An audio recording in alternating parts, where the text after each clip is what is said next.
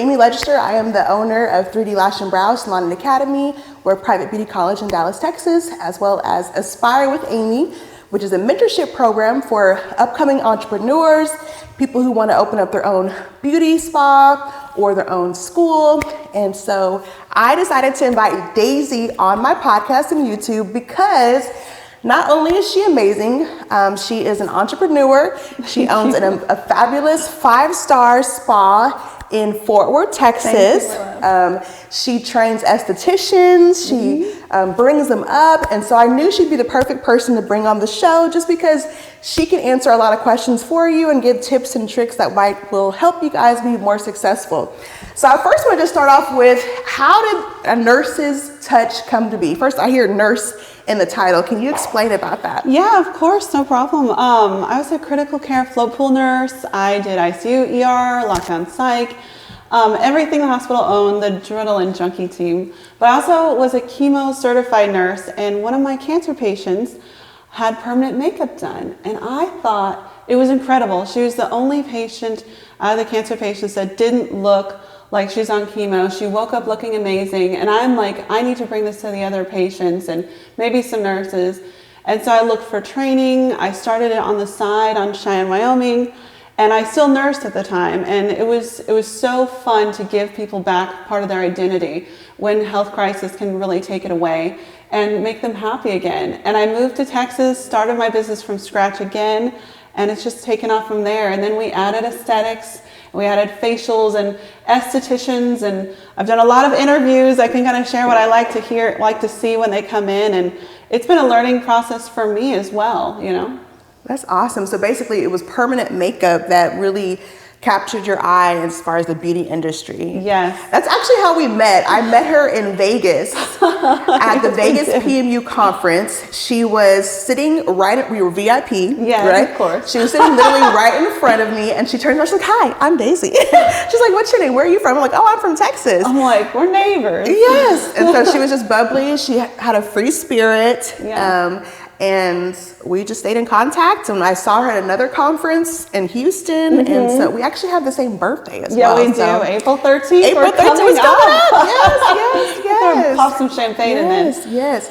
So one of the questions I wanted to ask you is, what would you have told yourself 5 years ago when you first kind of started this whole journey of being a spa owner? Oh my God, it makes me laugh because it's like the things you overcome and the things you learn, and it's completely natural to want to go back and wish you could have learned all these things in marketing and should have done this training and should have done this technique. But it's also just like a normal growth process, and we have to be nice to ourselves. But if I could go back and do it again, I would learn marketing more. I would learn how to get myself out there. One of the hardest things as a business owner is when you start out, especially because I jumped states and I had to reopen my business again. You start on like the 7th page of Google, and learning how to get up on the first page, the second page, is so important because what you deliver is only 50% of your business, is my point of view. Like knowing how to get out there, how to keep your clients. I know it sounds funny, but making yourself likable is so important,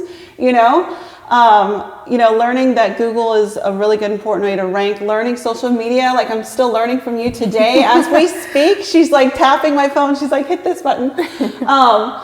I think I learn how to do ads better, giving myself confidence to let myself be filmed and take pictures of my work. I really love my website now because I've put so many pictures. And let me tell you, people read everything you put out there for them. They look at all of the photos. If you can put yourself the biggest gallery in town, people really will believe you're the best at what you do. Don't settle at 4, 5, 6, 7 photos of before and afters. As much as you can do is really important. And I think that's what really set me apart, not just from being a nurse, but because I give people their information online. I have a huge website. Learning how to get Google reviews, you guys, it is huge. Okay, you would not buy an Amazon product that had no reviews. You're not going to spend money on your face unless you have reviews.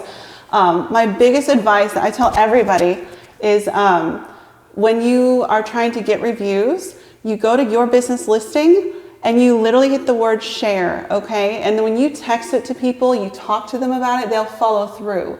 But if you just send them the typical email, you're not going to get a lot of follow through. And that's how I've gotten up to 471 5-star reviews, is sending it out to people as much as I can. And that's really helped me in my business. I love that. I love how you kind of really just honed in on the power of marketing and putting yourself out. Y'all, she said basically you need to not worry about perfection and expose yourself. Post your pictures, post your work, talk to people. And you also said make yourself likable. It's so important. It's so important because it's not necessarily always how skilled the artist is, it's how you make them feel. Can you talk about how to be likable? Because some people, you know, they're maybe more introverted or shy. It kind of is like how you and I became friends. It's the same thing. You know, they say happiness, if you look it up in a sociology book, happiness is the most attractive quality in another person, okay? And that is male, female, female, female. That's what, you know, makes women jealous of other women, is the happiness, okay? You guys, it's not looks. It's not money, okay? It's women are always jealous of other people's happiness. And it's also something you're selling. You guys are selling an experience, okay? People can spend money to get results, but they also want to enjoy it, okay? And that's what gets them to come back, okay? And it's also a protective mechanism, you guys, because doing permanent makeup, you're selling kind of an imperfect product, you know? You're selling a living, breathing, moving, healing canvas, right? I say this a lot. Something that's going to be red and something that needs to come back. And I tell people it holds like 80% and we make it better.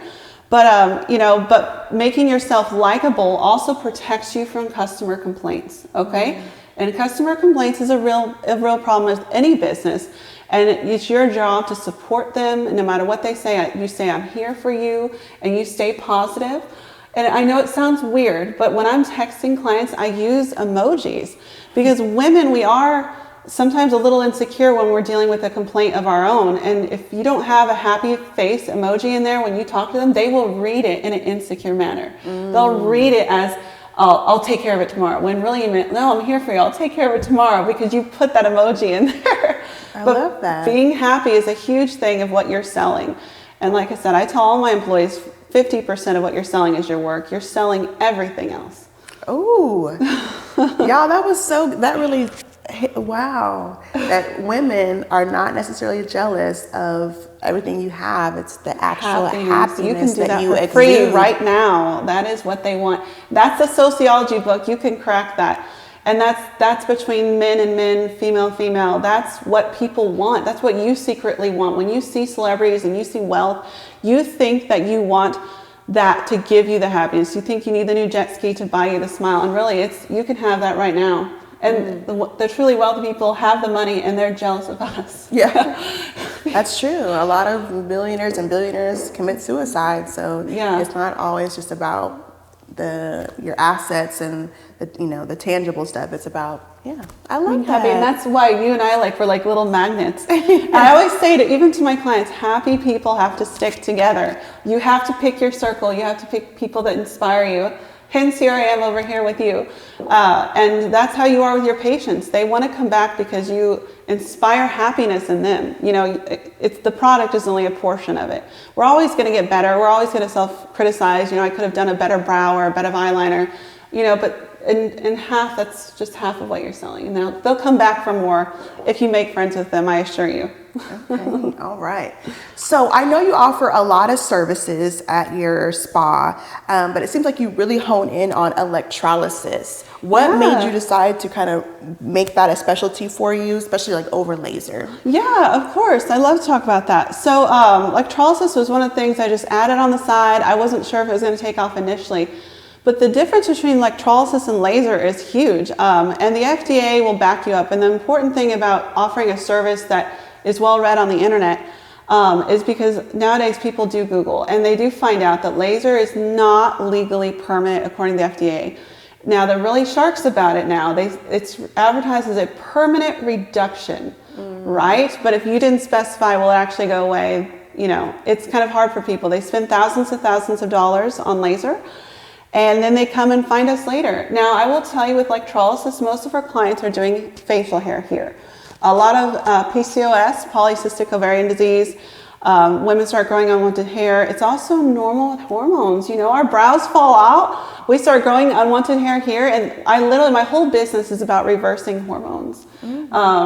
My running joke is that's why they put the word whore and hormone, because no one likes them. But you know, we take this off. We don't really do legs. It's like bikinis and armpits, but it is permanent. It is a really good business because they have to come in every week to every other week until it's gone. We also do transitioning, and they'll come in for a couple of years to get a beard taken off. Wow. You know, but it's also, they're excited and we become like part of their family. They don't get to talk about their transition to anybody else but us. And again, you're creating that atmosphere of trust and happiness, and people return. So electrolysis is permanent and people find it eventually. They wait for the hair to come back after laser and they come find us. So it's a good business to have. Okay. Yeah. Electrolysis. Okay. All right. So one of the things that I noticed about you is that obviously, because we met in classes together in Houston and Vegas, that you continuously are learning. Like you just took a class this weekend. Can you talk about the importance of kind of always staying up on trend and always continuing your education? Yeah. I think when you own your own business, and you know, many of you guys will, and you will eventually, even if you work for somebody else, is you're trying to find something to offer that is reliable, something that has good profit margins, so important. And so, you know, as a nurse, everybody's like, why don't you do Botox and fillers? And so I'm like, I've procrastinated it so much, and I'm finally going to get into that and probably hire another nurse practitioner to come in. But, you know, that's the best part about owning is you can truly add whatever you want. You can add this or that, you know, you can go get certified to do different things, and you guys just need to look at the profit margins, look at your cost per hour, decide if it's a good thing for you. Market saturation is super important. You know, are you offering something unique around your area? Could you possibly have more business if you're just outside of the city limits versus right in the middle? When people Google, they Google lashes near me, brows near me. And so if all the residential for me in Fort Worth is, you know, south and around the circle of Fort Worth, I always come up first because I'm on the edge. Versus, you know, some of my competitors park their dot right in the middle of the city, and I will always come up first. I catch so much business on the edge of a big city than I do in the middle. And that I use the same thing for deciding if I want to bring on a new product. I'll Google it myself, and you should Google all your competitors. And this is so bad. If a few of my competitors, I want to know if they're doing better than me, and they have online booking. So I go in there and I see if they have good availability or not. Oh. Is it working for them? Are they full? Are they not full? Wow. You got to be a little creepy. Okay? Yes. I mean, you always have to know who your competition is and how to stay current. So when you see that they're maybe not booked, what is that? How do you pivot, or how do you, what does that do for you? If they're not booked, you know, I look around, we do have slow seasons in the beauty industry. I think right after Christmas is a slow season, and then August when people are going back to school. So I like to look around and say, am I slow? Is it a market slowdown? And so that's something I do. Because as a business owner, if my business slows down at all, I feel responsible, right? I feel like it's my fault if, you know, my employees don't get all their hours. But if I look around, I can see it is a market standard, not to worry. So I love that. Yeah. That is you're so smart. Oh, thank you. I should interview you more often. This is a whole learning curve. Yes. You know, I went back and I was trying to be nice to myself early, but like if I could self-criticize, I'm like, you should have done this and you should have done that. Yeah. And even hanging out with you, it's like I didn't know how to go live on Instagram. Yes. Okay. So one of the things we were talking about a little bit earlier before we started filming was the difference between what a 1099 contractor is. You know, I got a lot for you guys. Yeah. I have a lot of students who are about to graduate, so they're not really sure what that means when they go look for employment. So could you elaborate? I can go off because every hire I make, they're actually 1099 contractors. That's actually really important to you guys because you know, you get a W-9 instead of a W-2. So what a 1099 means is you run your own business. You are going to be on your tax return. You could be a Schedule C where you're running your own business. You don't have to run around and get an LLC unless you're worried about lawsuits, you guys. You don't need an LLC for every business or every write-off business you can do. That's just for lawsuits and if you're opening bank accounts under that name, which you guys probably will eventually, but you can get there. A tax account will help you with that kind of stuff. But so all of my employees, because their income goes up and down based on their hours, I pay them for their hours that they do. and they make their own schedules. I let them pick their start and end times and go on vacations when they want. But that opens a door for write-offs. So you guys need to know you're already a 1099 contractor even before you guys got your permanent job, even if you work for Big Spot, because that way you can write off your education, write off your miles. With Mile IQ, it keeps track of everything you do. It kept track of this. Like I got paid like $50 to drive here today. You can write it off, and if you get audited, it just prints them out. With the spa space, almost everything you can imagine fitting in there is a write-off, you guys. It's not your job to tell the IRS that you needed it. It's their job to tell you you didn't need it. And that's super important. People think that they're going to have a conversation that they needed 500 cotton balls. You're never going to have that conversation. Best advice is starting out, even if you're in school right now, is get a separate credit card. It doesn't have to be in a business name, but that way you're running a credit card for your expenses. You know, and so at the end of the year, you can literally look and see how much you spent, and you can try to put in categories on your own. You really need more than just like an HR block to help you with this.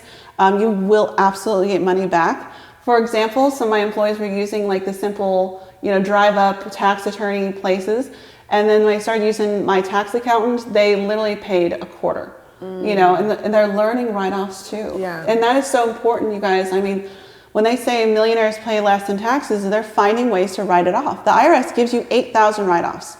They don't teach you this in school, but it's your job to figure out what you're doing is a write-off. And it's almost anything you can imagine, especially when you own your own business. That is a gift right there. That is a gift that you can write stuff off. So yeah, that is a rabbit hole that you guys can Google and watch YouTubes on, but that is really important of how to write things off.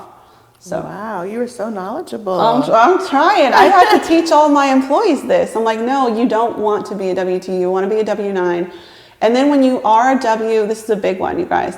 So when you are a sole proprietor and you write stuff off, once you become a sole proprietor, you can get your health insurance off the marketplace.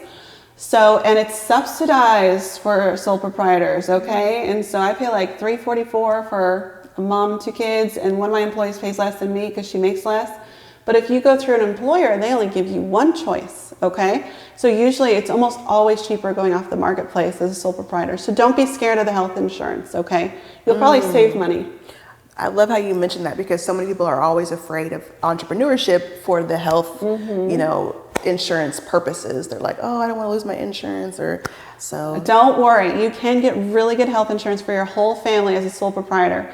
And especially starting out, the less you make, the less you pay. And that's how the new government marketplace is set up. It's meant to support us now, okay? So that's been big changes in the last like 8 years or so. So. Wow. Yeah. I love it, y'all. I love it. She is so knowledgeable. I'm trying. So, like I said, I have a school and I have a lot of students who are about to graduate.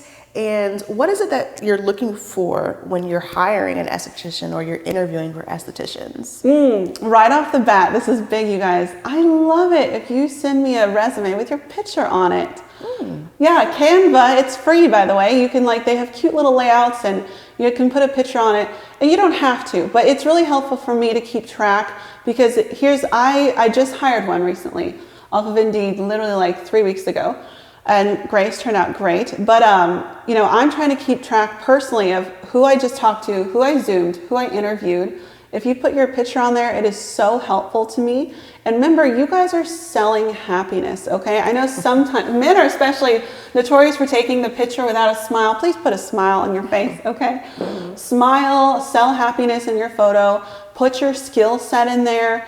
Be proactive about it and be happy in the interview. Be excited, okay? Again, that's 50% of what you're doing. I remember training electrolysis, and I was like, remember, just be really happy, and they can't see what you're doing. Sometimes when you guys are doing something new or mixing bottles for all the esthetician stuff, just remember, they can't see what you're doing, but they can hear your energy. They can hear your confidence. You don't have to tell them it's your first time doing something, okay? Yes. But the interviews, just be positive, outgoing. A big one for me is telling me you want to stay with me. And the nurses especially were bad, and so does in the beauty industry. They kind of jump around every few years. Nurses do it all the time. But like, if you're going to tell me you want to stay here, you don't want to move away, that's big. Like, honestly, I'll ask that question and people are like, yeah, I'm going to move in with my mom in a few years and going back to Lubbock. Like, that's a red line for me.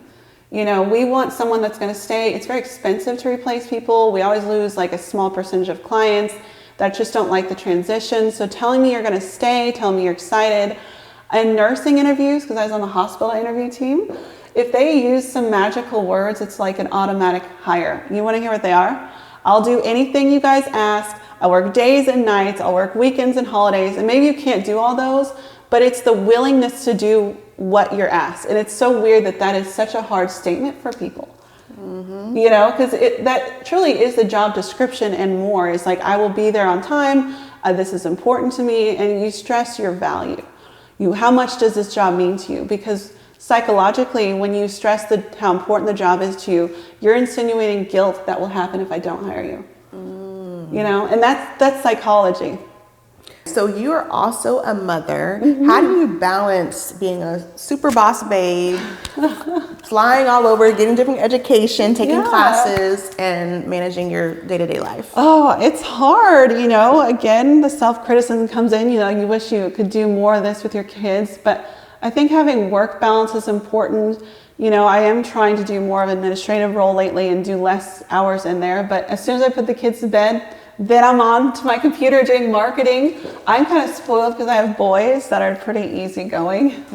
Now I feel like I'm just their landlord and they just go to their bedrooms and I just spend money on them and drive them around. But, you know, I've started talking to my teenager about things I'm dealing with, and, you know, I want him to get life skills because, you know, our job is to prepare them to be adults. And you know, that's really hard. The hardest thing about being an adult is, you know, growing up and dealing with all these. And so I do want to start exposing my children to some things I deal with as a boss and personalities and hiring. And I'm trying to passively teach them, even though sometimes it feels a little bit like neglect. I got to go to work. I can't stay home with you, but this is why. So they can hear those decisions that I'm making to reflect on hopefully theirs one day. So. Do you want them to pursue entrepreneurship or? I don't know. I'm not sure what they want to do. I'm trying to let them be an open book, but you know, I want to make sure that they are investing their time and attention into careers that are stable and reliable. You know, it'd be fun to build up enough business credit to start buying other businesses, and maybe they can help me with that. That's what a lot of people do. You know, when you sign your first lease for your space, that's going to be on your name. They will not let you sign it under an LLC until you build LLC credit.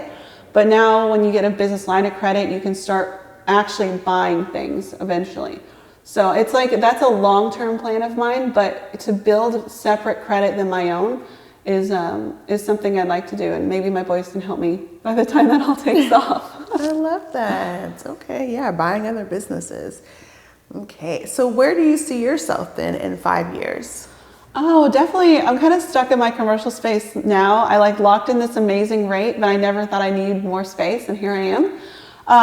And so I'll add Medi Spa, I'll add more stuff for the girls.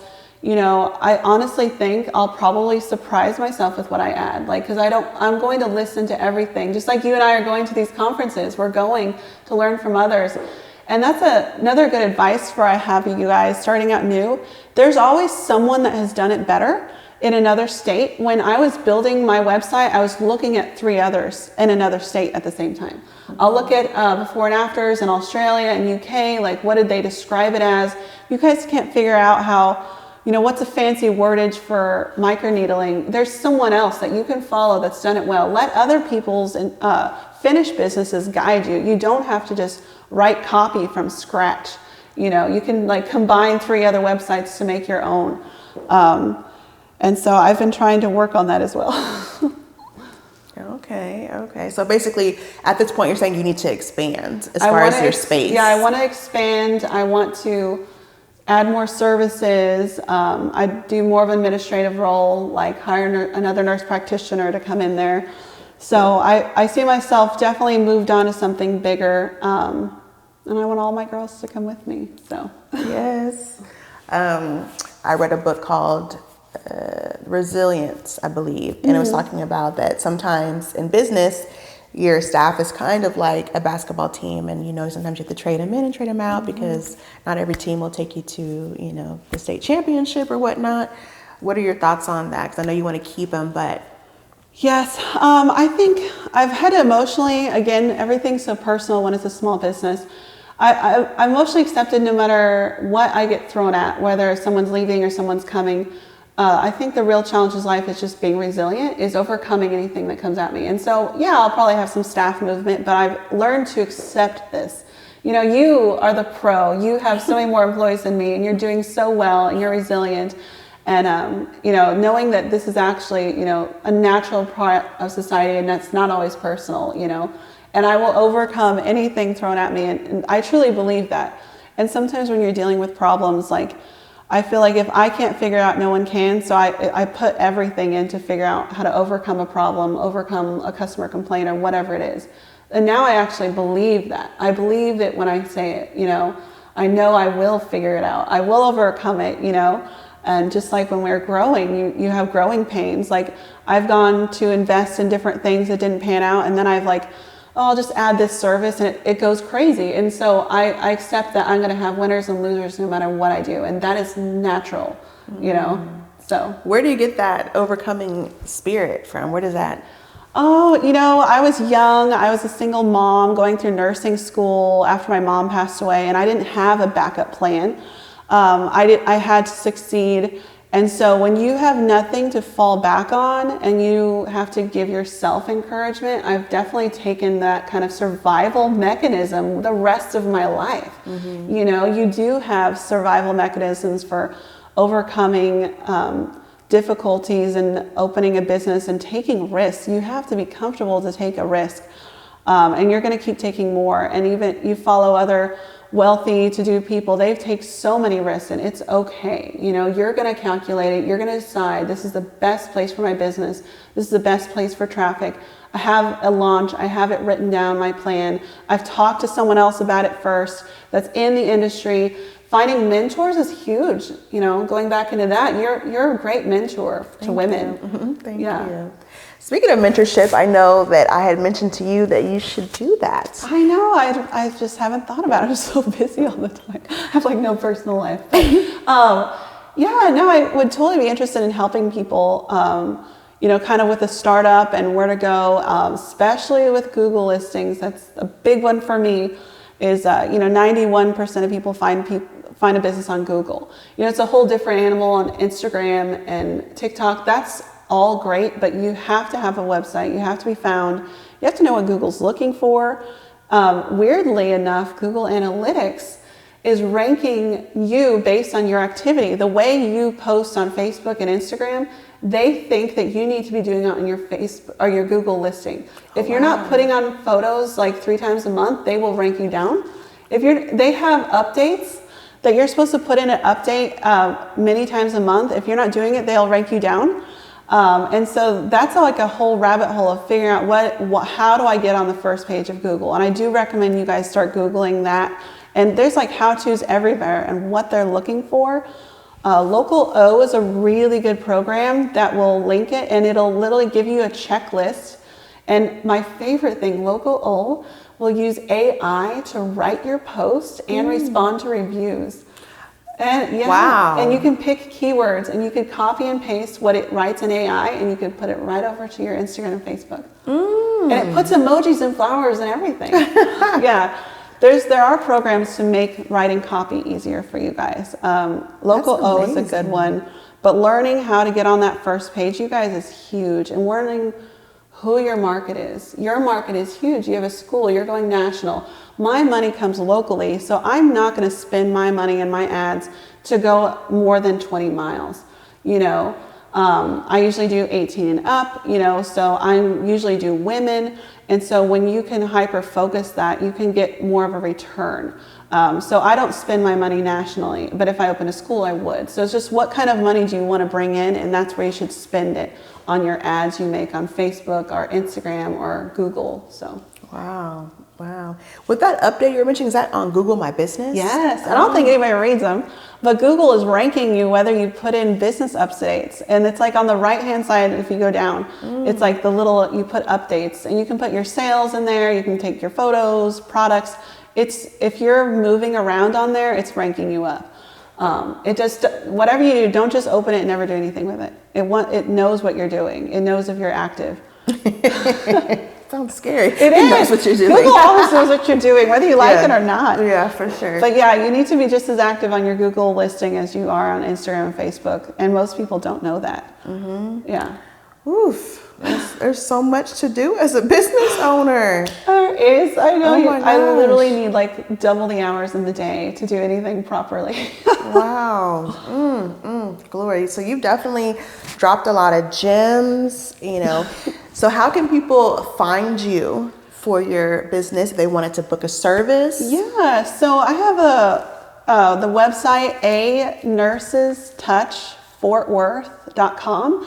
You guys are more than welcome to read about what I'm putting on there. For aesthetics, you can read I have so much copy on there. I have lots of permanent makeup information written by a nurse, and how I talk to people about healing, or why I recommend powder brows over microblading, and why.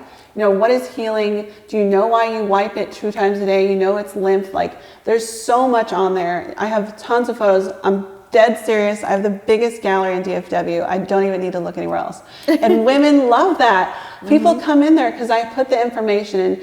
You guys need to be in control of your websites. I don't care what platform you use. I use B12. Weebly's fine.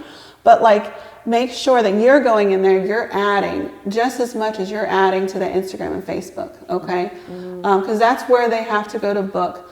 And so you can also find me at A Nurses Touch for Orth at Instagram. And then from the website as well, there is a link to the TikTok and Instagram and Facebook. I try to put it all on there. So you guys can find me on there. You can message me. You can text me on that main number. That's another one I use Google Voice. Okay. So if you guys have a business and you want to separate your personal and your business text, Google Voice is free. Okay. It all comes through an app. I got to pick my catchy phone number, and then it never deletes text. So if someone with brows says they want a yearly touch-up, I can scroll back 2 years back and see that I sent them a photo and I know what they look like. I remember a conversation. It never gets lost. So Google Voice is free, you guys, when you're opening a business. That's big. And then it's separate, and you can even have separate ringtones, and you can have hours set on your Google Voice. Oh, wow. How convenient. So not having to have 2 phones, basically. No, you don't need 2 phones. Don't go get 2 phones. You can do it for free. Okay. Wow. And then I put the app on my employee's phone so she can help me answer texts and calls. Oh. Free secretary work at home. Yes, because business never stops, right? No. There's a joke I saw. It's like, I quit my 9 to 5 so I can work 24/7 as a business owner. I've been up so late, and I remember one time oh my God, I didn't make an ad for Valentine's Day gift cards. It was 7 days before Valentine's Day, and I was up to 1 o'clock, making ads and listing this and you can buy online and print, because I'm going to miss my window if I don't get it out there. And I did. I sold a lot by staying up till midnight making ads. So. Girl, what are your thoughts on actually hiring out? I know you said you need to be very present on your own website, but as you mentioned, it really is kind of a full-time job to do marketing and websites and everything. No, I need to hire out right now. No, you don't have to be good at everything. There are experts out there. There's teams. You have really good probably links for that. You don't try to build your own website from scratch initially. Learn what they're doing, but there's website designers that help you. And you can start looking for inspiration now to give your website builder. You can look at amazing aesthetics in Florida or New York or whatever, and then give that to your builder and be like, this is what I want to do. You can start writing your copy now at home on Google, and then you're going to send it to your website builder. If you're not good at social media, don't worry, there's someone out there. But also you need to try to learn what they're doing. Use it as your paid teaching. Pay them to do it and be like, but how are you doing it? How are you coding? And so you're going to teach yourself when you pay these people as well. Wow. I love that. So yeah, basically hire out because you need your time. Because time is money. But still learn what they do so that way you can do it too, if need be or whatnot. So definitely I feel the same exact way. And I just want to kind of close it out. One of the questions I asked at this conference recently was, what would you do or accomplish if failure was not an option? If failure was not an option, I would take the biggest leap and get a really big commercial space. And it's interesting when a lot of you guys are going to be looking at those micro leasing for kind of like Legacy Salon where they do one little room. I was paying so much per square footage there that if you just get a couple friends together and you guys go in on a bigger commercial space, you will save so much money if you guys can go big. And I feel like I could find enough people to help fill rooms. If I could not fail, I would get a bigger commercial space and then just find people to fill it if I couldn't find the work. Find a masseuse to fill that. And you guys could do that too. You guys are trying to take the leap of faith out of micro leasing. I strongly recommend it and you'll realize how much cheaper it is per square footage. Yeah, That's what I would do. I'd grow bigger for sure. Okay. All right. Well, we know expansion is on Daisy's mind. Yeah. Always. Thank you so much for joining me today on Aspire with Amy. Again, you can find her on A Nurse's Touch, on Instagram, on her website. She might be doing some mentorship pretty soon, I hope, because as you see, she's got the tea, she's got the expertise. It comes in constantly. I'm here for you ladies. I get it. The struggle's real. Yes, send her a message. I'll probably have to have you come speak to the students at my school and put some game up on them, girl. Oh, it'll be fun. Yeah, I'll talk to them about their interviews. Yes, and she's in Fort Worth. And please follow and subscribe, Aspire with Amy podcast, Aspire with Amy YouTube, okay? If you would like to be a guest, say hi and send me a message or send Miss Daisy a message. Thanks for having me. This has been a fun adventure. Sharing what you have overcome is humbling, and it's fun to realize how far you've come when you share your stories, right? Yes. Yeah. And I always say your history is his story. Oh. Your history gives God the glory. Okay, let me not go to church right now, but we got to always give God some glory, okay? All right, thank you guys. Thank you, ladies.